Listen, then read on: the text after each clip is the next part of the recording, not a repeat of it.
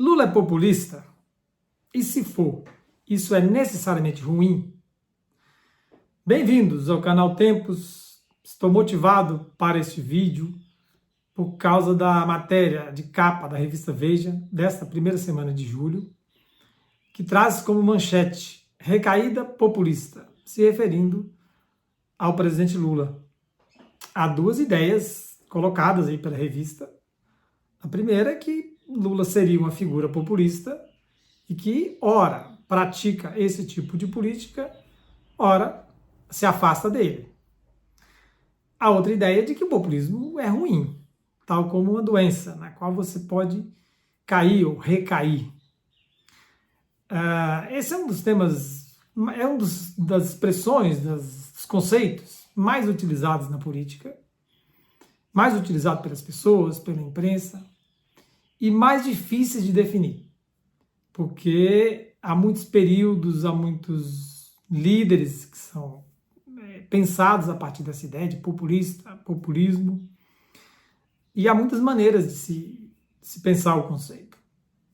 Então, eu escolhi uma, e escolhi um período também, no Brasil, nas últimas décadas. E mais importante, escolhi alguns autores para pensar isso e tentar responder aquelas duas perguntas iniciais. Eu vou me apoiar num estudo, um artigo do Paulo Ritt, da USP, Maurício Izumi, da Universidade Federal do Espírito Santo, e do Davi Moreira, do SEBRAP.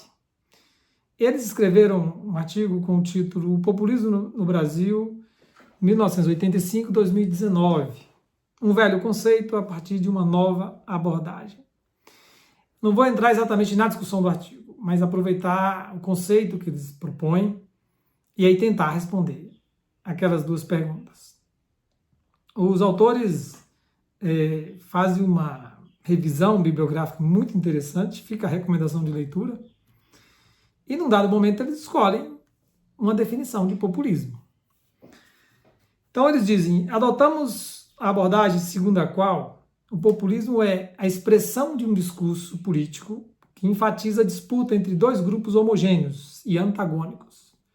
O povo puro, entre aspas, e a elite, entre aspas, corrupta. Um conceito bem enxuto, o núcleo básico e a ideia de que a política é dividida entre esses dois polos e o povo é pensado de maneira genérica, como uma entidade homogênea, associada ao homem comum, ao homem bom, honesto, trabalhador, e de outro lado, uma elite que é pensada também de maneira ampla, imprecisa, mas associada à ideia de desonestidade ou maldade. Essa elite pode ser composta pelos políticos, pode estar se referindo aos intelectuais, à mídia, ao judiciário. Por isso que eu dizia que é impreciso. E a partir dessa definição, eles estudam os discursos dos presidentes Fernando Collor de Mello,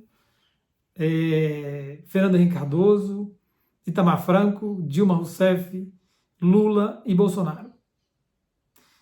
E aí tentam responder quais deles são populistas. Como não é nosso objeto diretamente, eu vou dar só aqui um spoiler, Para eles, Fernando Collor, Lula e Bolsonaro seriam definíveis como populistas a partir deste conceito.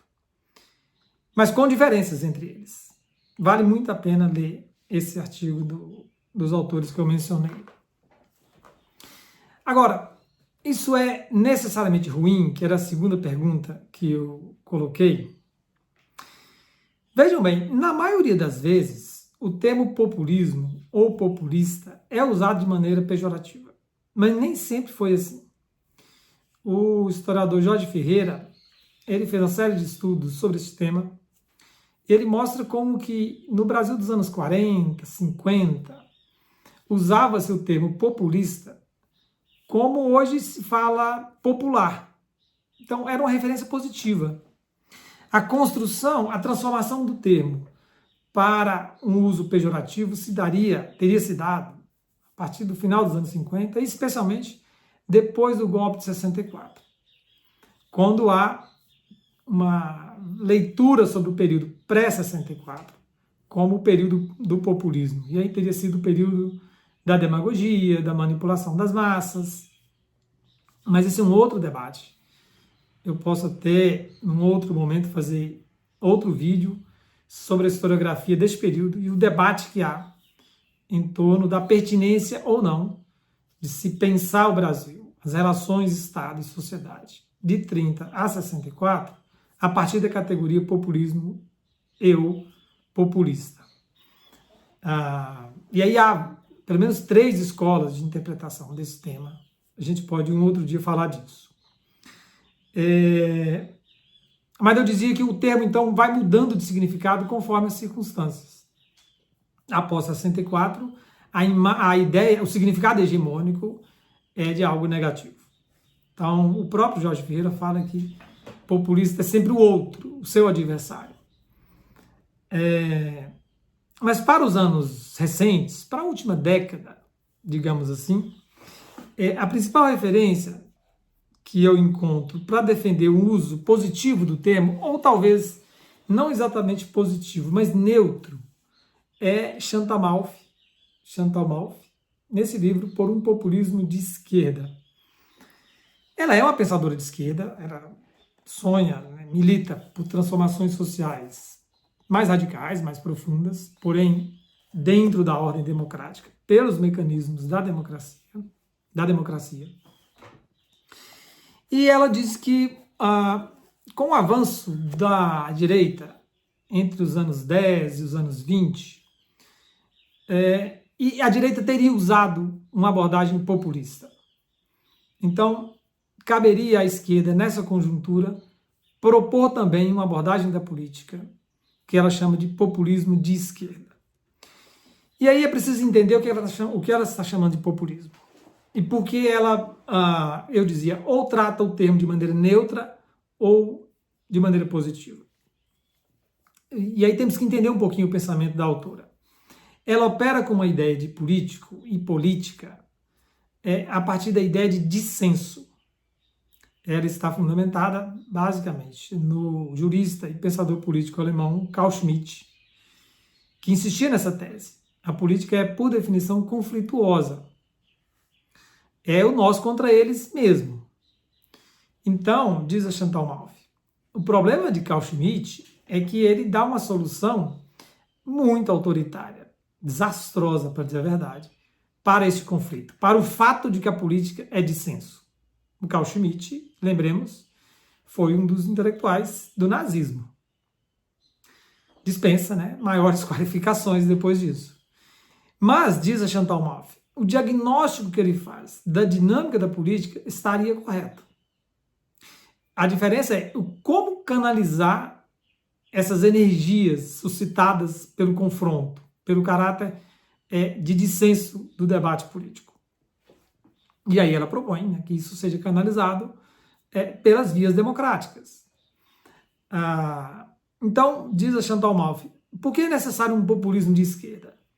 Porque ele recupera essa ideia da política como dissenso. Agora, dissenso de quem? De um nós contra eles. Ou seja, de um polo contra o outro. Ela fala de um nós que precisa ser produzido, que seria composto pelo povo, contra um eles, que seria, nos termos dela, a oligarquia. A outra ideia fundamental da autora, que nos ajuda a entender por que ela está propondo um populismo de esquerda, é que ela recupera o entendimento da política a partir da paixão, do amor e do ódio, dos sentimentos, dos afetos. Então, diz ela que a política ela é jogada na esfera moral, em que o nós se opõe a eles, e essa oposição é entre o certo e o errado.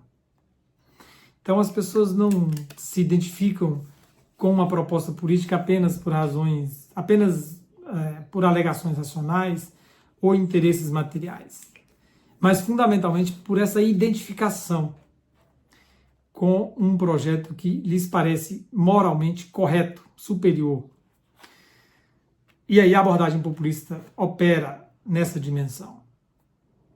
Então, por essas duas razões, de ordem teórica, diz a autora, e por uma razão estratégica, isto é, enfrentar o avanço da direita populista, é que ela propõe, resumindo, um populismo de esquerda.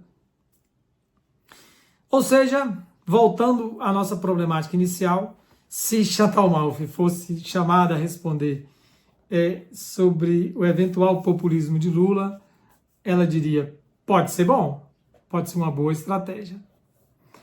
No frigir dos ovos, como se diz no popular, o que diferenciaria é o conteúdo. O que essa abordagem traz como conteúdo, como medidas efetivas. Ou seja, o populismo poderia ser uma forma de ação política. Estamos chegando ao final desse vídeo e eu quero pedir a você que está nos assistindo pelo YouTube duas coisas. Primeiro, um like, o famoso like. E depois, para você se inscrever no canal Tempos aqui no YouTube. Acho que é a primeira vez que nós pedimos like, essa prática comum, né, nessa plataforma. Nós começamos o projeto Tempos somente como áudio, nas plataformas de podcast. E nos últimos tempos estamos ensaiando fazer também a divulgação aqui pelo YouTube. Então você pode nos acompanhar por aqui e nos incentivar. Obrigado pela atenção, até um próximo vídeo.